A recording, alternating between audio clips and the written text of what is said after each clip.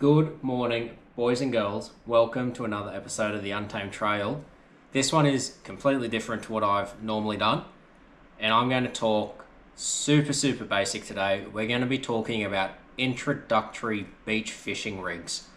Now this is 101, like this is the basics of the basics. Hopefully you guys can take a little bit out of it, but most importantly, I hope there's a few fishers out there that are really wanting to try beach fishing, unsure of what to do, what to try, and this gives you all a really good idea of how to start. So we're talking super basic, and I'm just going to run through a few bits and pieces of equipment here as we head into the video so you guys know exactly what I'm talking about. So to start with, we're going to start with sinkers. This is a pyramid sinker. It is shaped like a pyramid.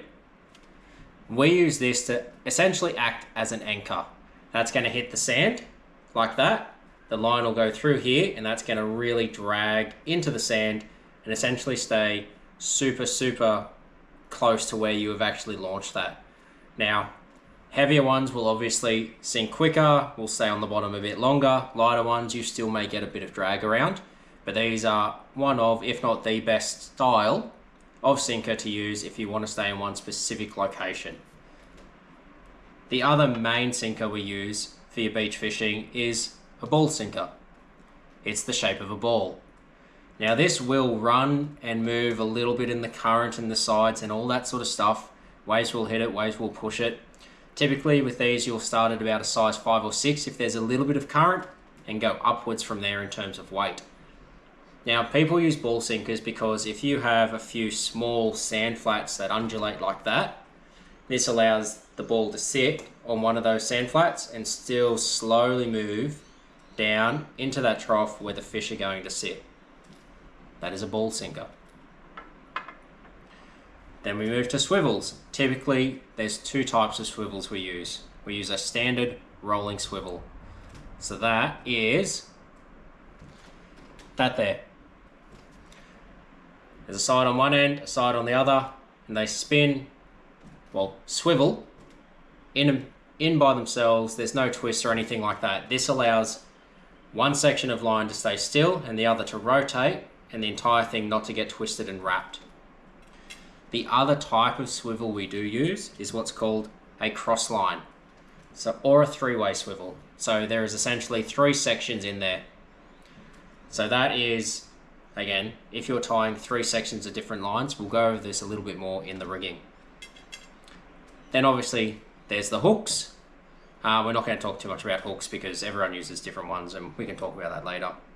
And then there is a slide, or a sinker slide. This is the top section, the T section. Your line feeds through that, holds it out there, and moves up and down that line. You can either attach a longer leader onto that or a sinker, depending on your sinker size and type, directly onto that line. So that is a slide. They're the main ones we're going to be talking about in this introduction. One other thing I would really like to point out as well is if you are buying swivels, buy them in a black color. Do not buy them in a chrome or a gold. Reason being, predominantly most of you are going to be watching this in Australia. Tailor and Australian salmon, they love anything with a little bit of flash, including swivels. If you have a swivel there with leader line and it is flashing and chroming in the water, the tailor may come up and they may actually hit the line and snap you off completely. We don't want that. We want the tailor to hit the bait, not the flashing little thing over here that's just going to wreck your rig completely. So always go, if you are beach fishing, a black color, please. Now we're going to get onto the rigs. We're going to start with a super basic one. I've got my beautiful daughter's whiteboard up here as well, so I'm going to draw this as we go as well to give you guys a really good understanding if you can't see exactly what I'm doing here. But the first rig we're going to do is a very basic dropper rig. So it's going to start onto a swivel up here. That's a very badly drawn swivel. Leader line, hook number 1, down to hook number 2, down to a sinker.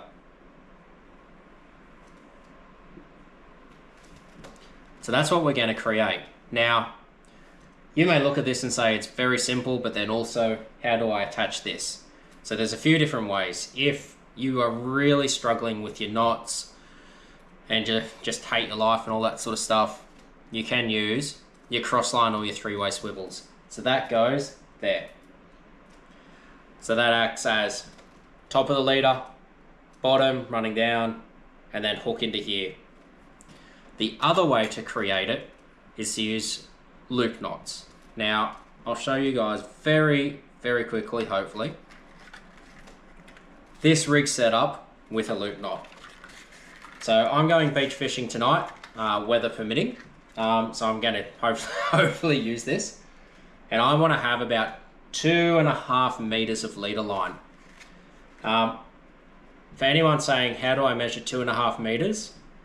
A very, very rough estimate is your wingspan. So fingers to finger is actually the same as your height.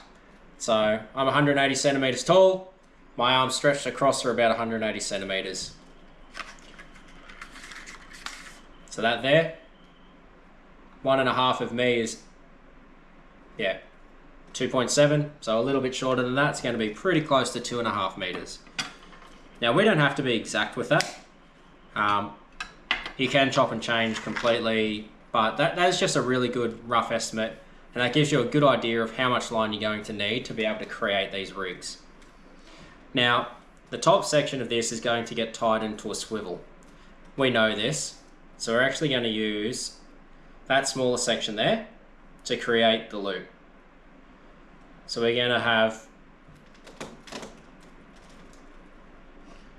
a nice loop like that. We haven't wrapped anything, that's just a loop. Now, within this loop, we're going to make it about a hand's length apart. Now, in this, we're going to wrap that line around the loop quite a few times. We're going to do this about 6 or 7 times.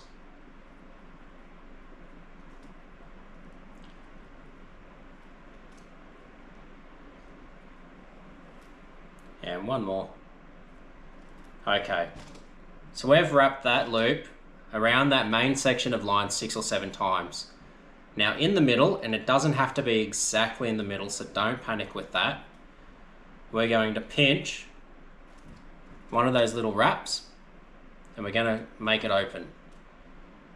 Now that we have it open, we're going to feed the bottom of that loop through it. So that bottom's going to feed through. Now we're going to hold this in our mouth. Don't hold it with just your teeth, use your lips and that sort of stuff, please. And we're going to pull all this tight. Now we're going to not completely cinch it off first.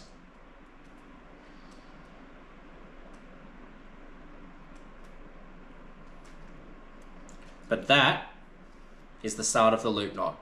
Now the second part of this, we want to lubricate this knot. So making it wet always helps. It stops a lot of friction on the line, and that can actually cause minor little scuffs and nicks on it. So always, any type of knot that you do, lubrication is key. Now that we have lubricated it, we're going to hold this part in our mouth, not with our teeth, in our mouth, in our lips, and then we're going to pull it tight.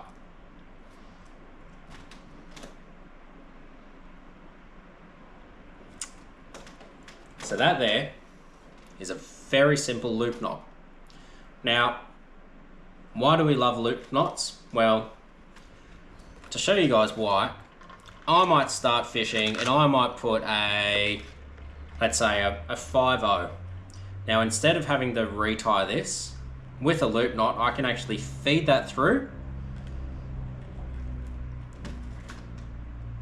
Should have done this with a lighter line. I'll do it with a sinker. So let's just imagine this is a hook, because we will use this on the bottom. We're going to feed that through. That's going to go up and over the sinker, and that's going to actually go tight, and that's locked in. And you may think, yeah, that's great that you've locked one piece of equipment in. That's fantastic, but why do I care about that? Why is it different than tying a knot? And the reason is, if I want to change this, I just need to feed that back through. That sinker is off. we change whatever we want to put on here. So we can upsize and downsize hooks incredibly simply, upsize and downsize weights incredibly simply by just doing that one little Keith loop. Now that we've made the first loop, we're going to go and make the second loop. So we're going to feed it out. We know the sink is going to be down the bottom, so we want this loop to be about here.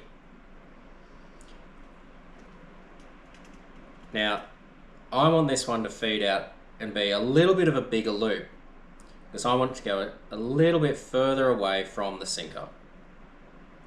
So the larger this loop that you make, obviously the larger the loop's going to be, so the further away from the main line. Now that we've done that, we are just wrapping the end of that leader up and through that main section of line.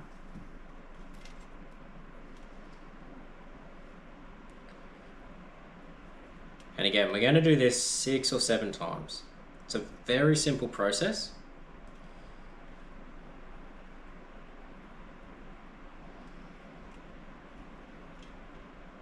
Alright, so I've done that.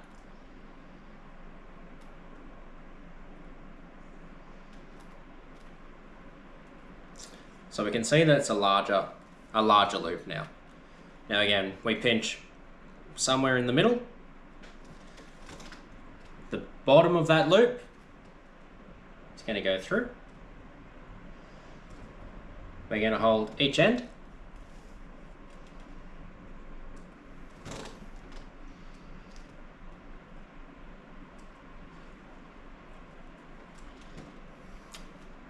And then before we cinch it, lubrication back in the mouth.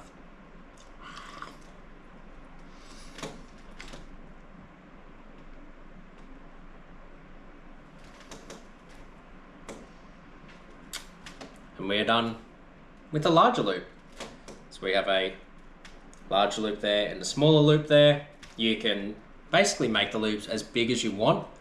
Obviously, the larger the loop that you are making, you will need to reconsider how much line length you have, because that is obviously taking it from your main section of line.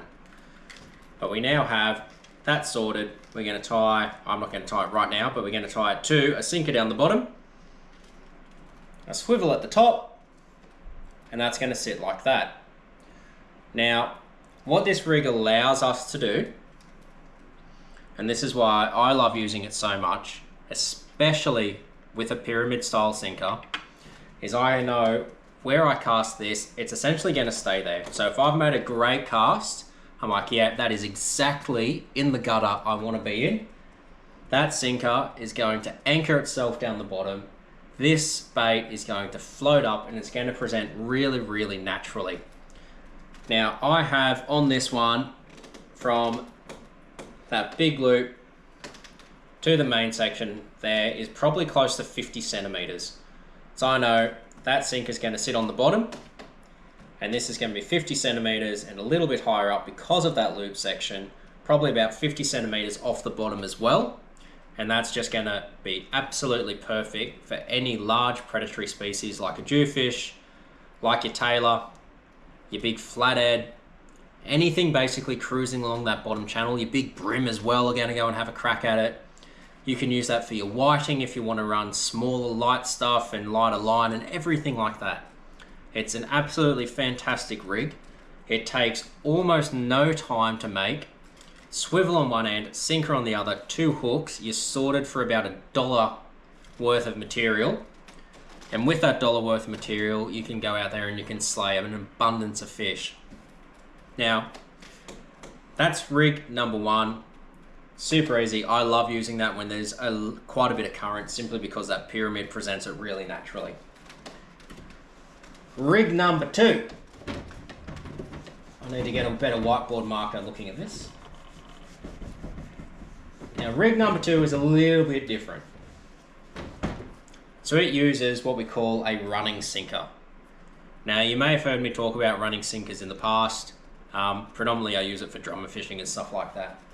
But essentially, this rig's going to be swivel at the top, about 30 centimeters of line to another swivel, And then I'm going to run about 1.5 meters of line into a hook. Now I can, if I want to, add in a second section here. Now you may look at that, sorry, and the ball sinker will run here. Now, why is this a good rig? Well, yeah, it's terrible. This is a good rig for a few reasons. And I'm actually going to redraw it. So, swivel 1, 30 centimeters of line. Swivel number 2, hook 1, hook 2. That's a better representation, and ball sinker here. That's a much better representation of what it's actually going to look in the water.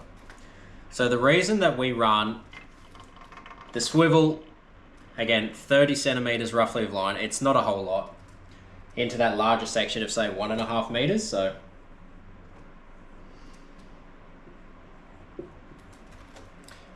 is twofold. We normally use this with a ball sinker. Now the ball, and we'll rig this up as well, just to give you guys an understanding of what we're trying to create, because otherwise it's a little bit useless.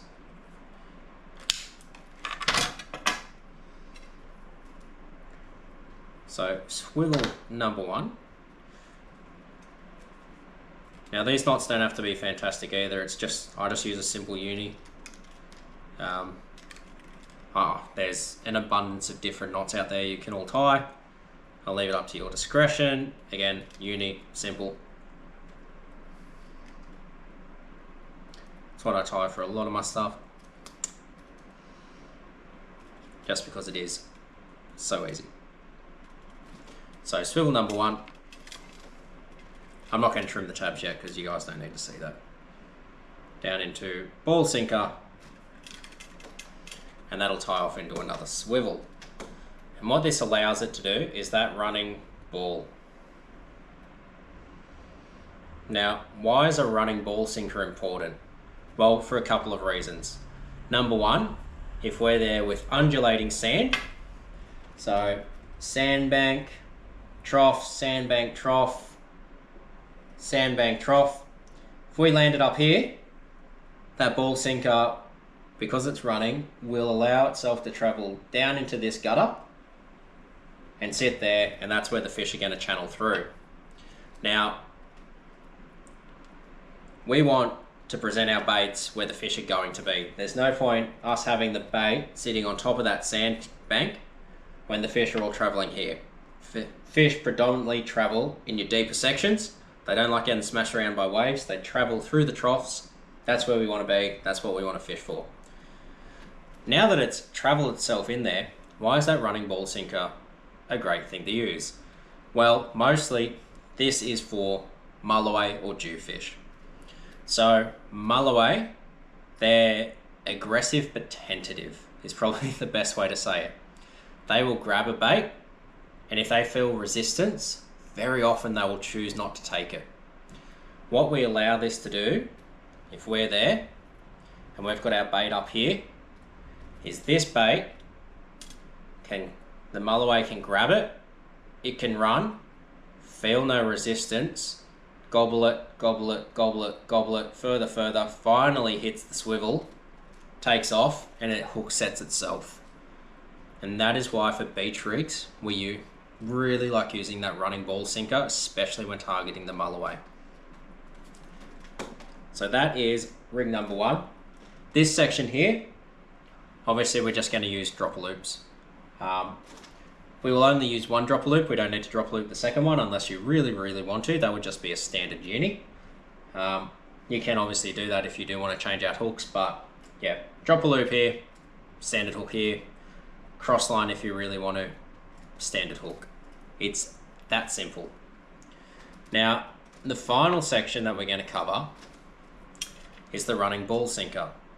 We use that in a similar way that we use this ball sinker on its own. So that is going to go and feed through here.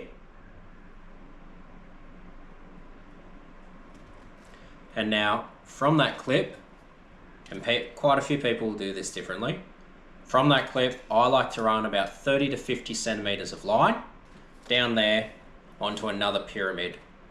And what this allows it to do is we still get that fantastic anchoring effect down the bottom. We get the weight situated at the front. We're going to get that slide, that movement, so the mulloway is still going to be able to grab it without resistance, then hook itself. So beach fishing, typically we don't do many hook sets. Most of it you're fishing with circle hooks or octopus beaks or ockies and that sort of stuff. Most of the time we're not traditionally doing a hook set, we're sort of waiting for it to hook itself. So this allows the mulloway to have a much better hook set ratio if we're not holding the rod, if we're just sort of waiting for it to take it. Because it takes it, gobbles it, gobbles it, gobbles it, yep, no resistance, bang, we're on. So we'll have another little look at what that does. Because essentially, instead of it being up here, that's now a T-slide, and we're anchored here. We're still allowing the bait to travel freely, but we are fantastically positioned, and we're fantastically positioned with something that is going to anchor a lot more strongly than a ball sinker will. So if you have a large amount of current, swell, wash, all of that sort of stuff, that's where your pyramid sinkers on that slide, if you are chasing your mulloway, are invaluable. And that is Fishing Rig Basics 101. With these guys, they are, like I said, very, very simple to make.